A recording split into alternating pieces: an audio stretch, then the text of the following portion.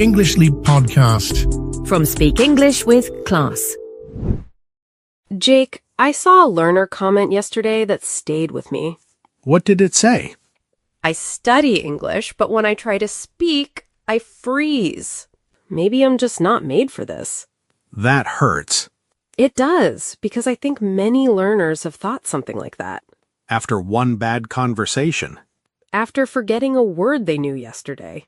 After listening to a podcast and thinking, why do they speak so fast? And then the mind jumps straight to, maybe I should stop. That jump is dangerous. Yes, not because the feeling is fake. The feeling is very real. But it may be too early to trust the conclusion. So today is not a just stay positive episode.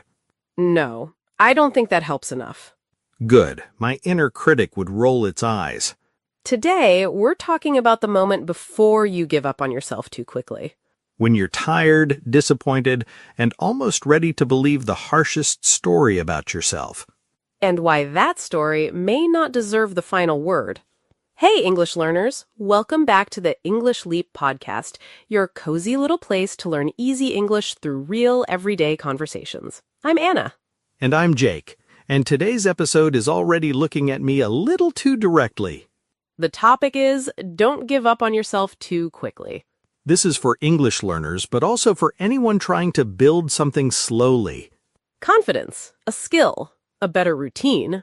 A dream that keeps taking longer than expected. We'll keep it honest today. Some days growth feels slow. Some days your confidence drops for no clear reason. Some days quitting sounds reasonable. Very reasonable, almost professional. But we want to ask a better question. How do we keep going in a way that still feels possible? Right. And because this is a B2 level conversation, we'll keep the main English clear and natural. But we'll also include a few C1 level words along the way. Not to make the episode difficult. No, to help you gently move from B2 towards C1. Like crossing a bridge step by step. Exactly. You don't have to jump. Later, in Word Tour, we'll slow those stronger words down and show you how to use them naturally. And after that, we'll have Say It Better. That's where we take heavy learner sentences and give them better words. Words that are honest, natural, and kinder to yourself. And if English is one of the things you're building, English Leap Club can support you after the episode. With transcripts, vocabulary practice, quizzes, games, and shadowing. So you can return to the episode, practice with it, and make the language yours. As you listen, think about this. Where have I been judging myself too quickly? Let's begin. Anna, that learner comment feels painfully familiar. The maybe I'm just not made for this part? Yes, because that sentence usually doesn't arrive at the beginning. True, it arrives after something hurts. After you freeze in a conversation, after you forget a simple word, after you finally speak and the sentence comes out wrong. And then one bad moment starts acting like the whole truth. That is the dangerous part. Yes, the moment may be real, but the conclusion may be too harsh. I've had that feeling before. With English? With another language. I recorded myself speaking for practice once. Brave. Not for long. I listened for about 6 seconds and deleted it. 6 seconds. Maybe 5. My inner critic arrived immediately. That voice inside your mind that judges you before the full story is even clear? Yes, mine said, never do that again. Harsh. Very efficient, though.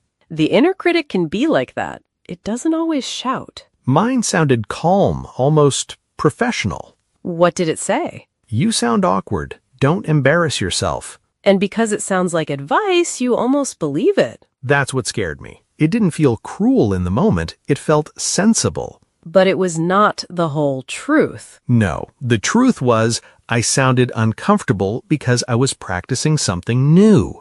That is very different from I should never speak. Completely different. So before you give up on yourself, pause and ask, what actually happened?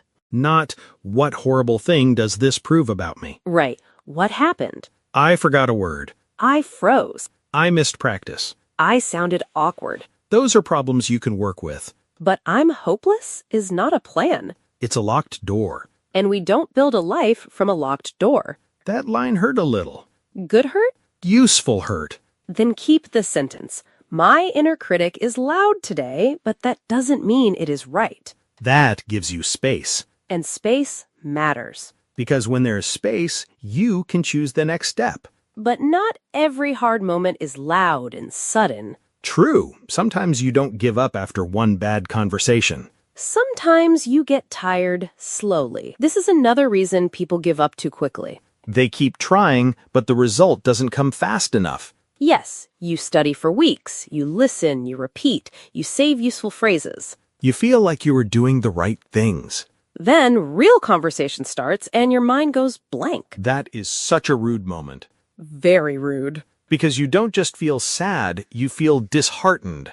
Like your hope has lost energy. Yes, you still care, but you are tired of trying. That feeling deserves honesty. Not a poster sentence. Not just believe in yourself. Thank you. A better truth is this: effort and results don't always arrive together. Annoying truth. Very annoying, but useful.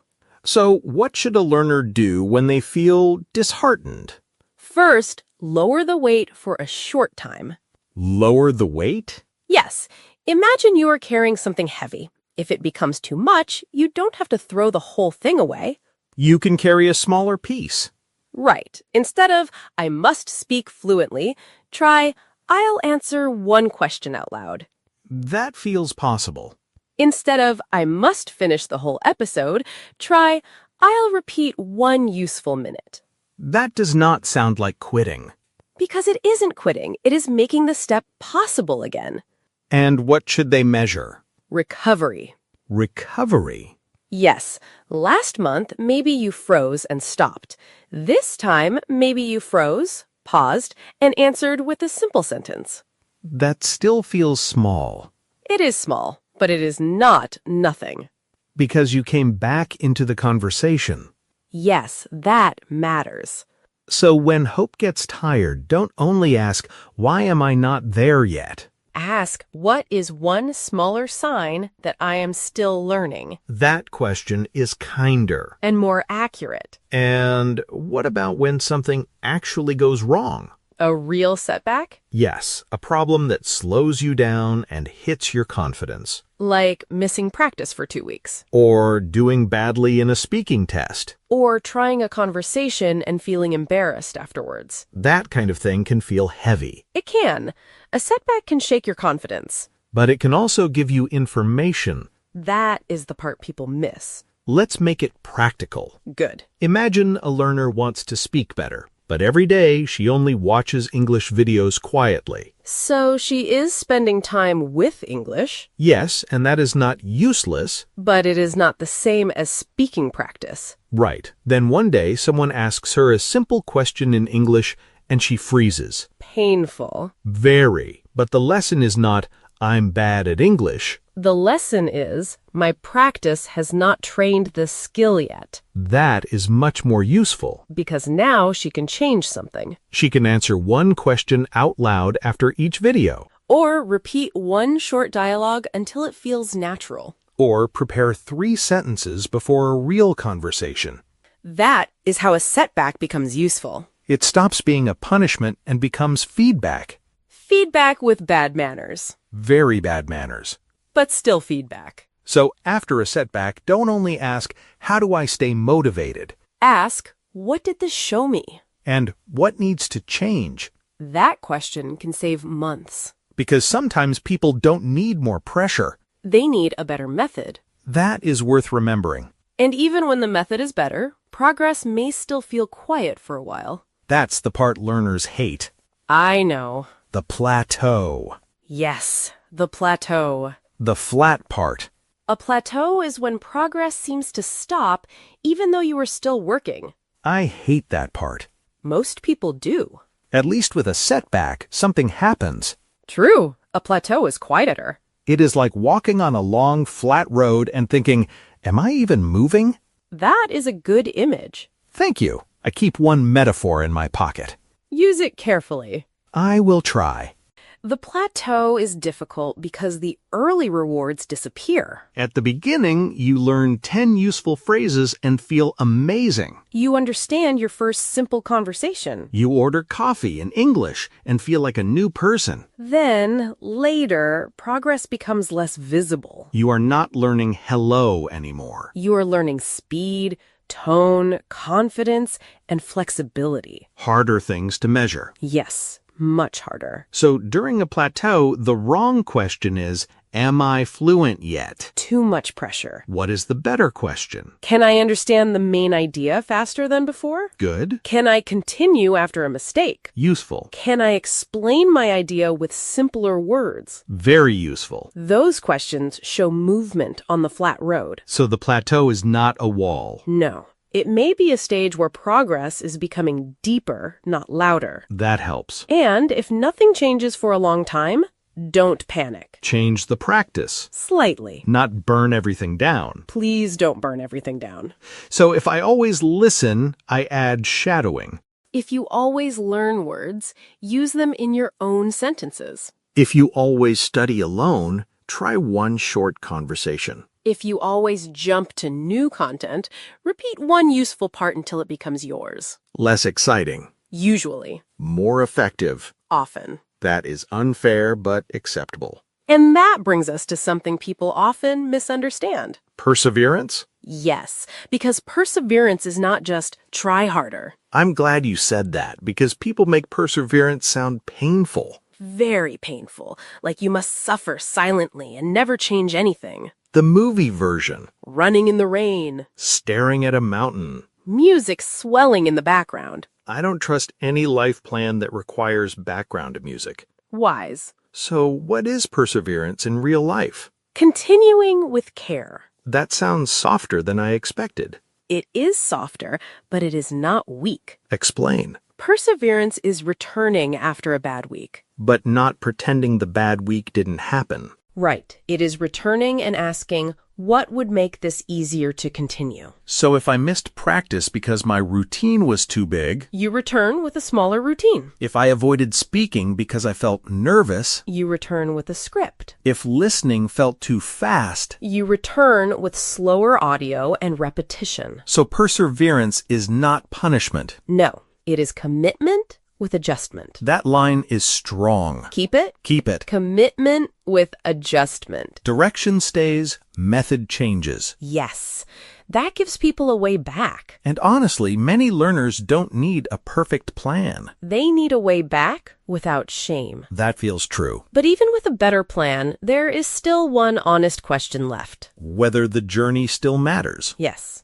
Is this still worthwhile? Valuable enough for the time, effort, and difficulty. Right. I like this question because it doesn't lie. It doesn't say, this should be easy. And it doesn't say you must continue everything forever. It asks whether the effort still has meaning. English may be hard, but does it still matter to you? Does it help you speak to more people? Understand more of the world? Find better opportunities? Express yourself more clearly? Feel more confident in rooms where English is used? If yes, then maybe the journey is still worthwhile. Even if today was bad. Even if progress is slow. Even if the method needs changing. Even if you need rest first. So don't ask only, is this easy? Ask, does this still matter to me? And if it does, Rest. adjust. Make the next step smaller. Get support. And come back. Because you may not be finished. You may just need a better way forward. So we started with a learner who said, maybe I'm just not made for this. I hope that sentence feels less final now. Maybe your inner critic gets loud. Maybe you feel disheartened. Maybe you face a setback or hit a plateau. But that does not mean the journey is over. No. Perseverance can simply mean returning with a better plan. And if the journey still matters to you, it may still be worthwhile. If it is, don't give up on yourself too quickly. Now let's slow down some of the stronger words from today's conversation. These are useful B2 to C1 words for talking about growth, struggle, and progress. Our first phrase is inner critic. Inner Critic. Inner critic. Your inner critic is the negative voice inside your mind that judges you or tells you that you are not good enough. It is not a real person, but it can feel very loud. You could say, my inner critic gets loud when I make mistakes. Or, I'm learning not to believe everything my inner critic says. A useful pattern is, my inner critic tells me that. My inner critic tells me that I'm not improving, but that does not mean it is true. This phrase helps you separate yourself from the thought. You are not the thought. You are the person hearing it. Our next word is disheartened. Disheartened. Disheartened. Disheartened means disappointed and less hopeful because something is difficult or not going well. It is stronger than sad and deeper than discouraged. You could say, I felt disheartened when I didn't see progress. Or, many learners feel disheartened after a difficult conversation. Common pattern, feel disheartened by something. I felt disheartened by my slow progress. Honest, but not hopeless. Our next word is setback. Setback. Setback. A setback is a problem or difficulty that slows your progress. The important idea is that it slows progress. It does not have to stop progress. You could say, missing 1 week of practice was a setback, but I can start again. Or, one setback does not mean the whole journey is over. Common verbs, have a setback, face a setback, recover from a setback. Useful for English, work, health, money, and life. Our next word is plateau. Plateau. Plateau. A plateau is a stage where progress seems to stop. A common phrase is hit a plateau. I hit a plateau after 6 months of practice. You can also say, I feel like I've reached a plateau in my English. A plateau can be frustrating, but it is common in long-term learning. Our next word is perseverance. Perseverance. Perseverance means continuing even when something is difficult. It is a noun. The verb is persevere. You could say, learning English requires perseverance. Or, I want to persevere even when progress feels slow. But remember today's idea. Perseverance is not just pushing harder. Sometimes perseverance means returning after a difficult day. Returning with a better plan. That sounds more human. Our final word is worthwhile. Worthwhile. Worthwhile. Worthwhile means valuable enough for the time, effort, or difficulty. You could say, learning English is difficult, but it is worthwhile. Or, this journey still feels worthwhile even when progress is slow. Common pattern, it is worthwhile too. It is worthwhile to keep practicing, even when the results are not immediate. Another pattern, make something worthwhile. The small improvements make the effort worthwhile. This word is useful because it admits the effort and the value. Today's words were inner critic, disheartened, setback, plateau, perseverance, and worthwhile. Keep one word with you today. The one that feels closest to your life right now. And now, before Say It Better, let's talk about how to practice this episode after listening. If today's conversation felt close to your own life, this is a good episode to revisit slowly. Inside English Leap Club, you can use the transcript, vocabulary practice, quizzes, games, and shadowing. Read one part. Listen again. Repeat a few lines out loud. You don't have to master everything today. Just take one useful sentence and make it yours. That is how the episode becomes practice. And now, let's turn today's ideas into better English sentences. This is Say It Better. And today, we're not trying to make difficult feelings sound perfect. Right. We're trying to give those feelings better words. Words that are honest, but not cruel. Let's start with this sentence. I am bad at English. Oof, that sounds like a final judgment. It does. Like the story is already finished. A better way to say it is, I'm still building my English and I need more time. That feels kinder. And more accurate, because bad closes the door. Still building keeps it open. Here's another one. My mind says I can't do it. I know that sentence. Me too. But maybe we can make it clearer. My inner critic is loud today, but I don't have to believe everything it says. I like that. It doesn't pretend